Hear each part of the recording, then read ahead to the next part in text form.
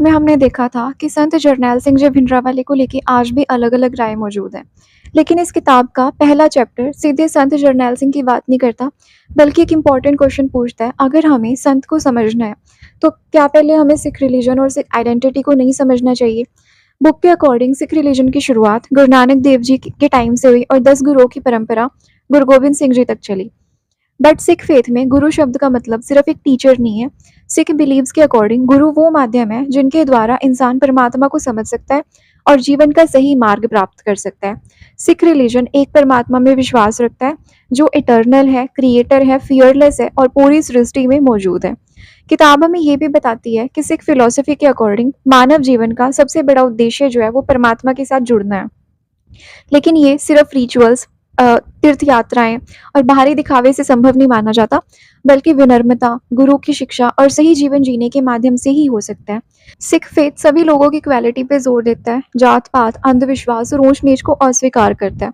इसी वजह से सिख हिस्ट्री में इंसाफ और मानव समानता को विशेष महत्व दिया गया है। बुक आगे बताती है कि जो व्यक्ति अमृत धारण करता है उसके लिए रहत सिख रहत मर्यादा के कुछ रूल्स होते हैं। वो 5 केस धारण करता है, दैट इज केस, कंगा, कड़ा, कशहरा और किरपान।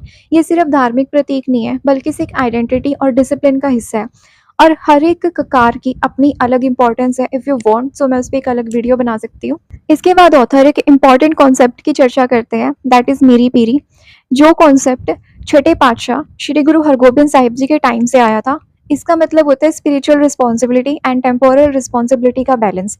यही विचार आगे चल के संत सिपाही की पहचान बनता है, एक ऐसा व्यक्ति जो भगवान को भी याद करे और अन्याय के खिलाफ भी खड़ा हो।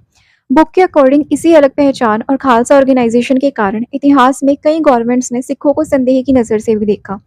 लेकिन सिख पर्सपेक्टिव में ये उनकी धार्मिक और सामूहिक पहचान का एक महत्वपूर्ण हिस्सा है। और शायद यही रीज़न है कि ऑथर संत भिंडरावाले की कहानी शुरू करने से पहले हमें सिख बिलीव, सिख आइडेंटिटी और सिख हिस्ट्री को समझाना ज़रूरी समझते हैं, क्योंकि किसी भी पर्सन को समझने से पहले उसकी सोच की जड़ों को समझना ज़रूरी होता है।